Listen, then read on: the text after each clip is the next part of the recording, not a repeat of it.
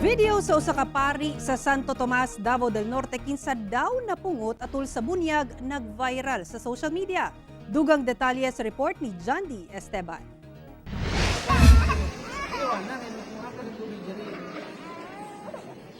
Kini ang video atol sa usa ka bunyag sa Santo Tomas, Davao del Norte nga kuha sa usa sa mga bisita.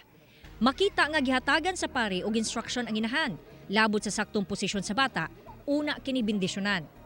Apan daw nawad-an og pasensya ang pari kay wala dayon kini nasunod sa ginikanan ug gipwesto ang ulo sa bata nga pinabundak. Ang maong video miani og negatibong reaksyon sa netizen. Ang maong pari nailhang si Reverend Father Ben Cañete, Cura Parroco sa Nuestra Señora de la Candelaria Parish sa Barangay Kimamon sa Santo Tomas, Davao del Norte. Gikuhaan sa GMA1 Mindanao ug bahin si Father Cañete apan midumili na kini nga magpa-interview. Gumikan gi-address na kuno ang maong panghitabo sa Diocesan Curia. Nangayo usab kini og pasaylo sa mga nahiubos sa panghitabo. Nanawagan usab kini nga palig-unon ang pagsalig sa Ginoo ug iampo nga ang Ginoo ug ang kaayuhan mopatigbabaw. Wala pay pahayag ang Diocese of Tagum kalabot sa hitabo. Ako si John D. Esteban para sa One Mindanao.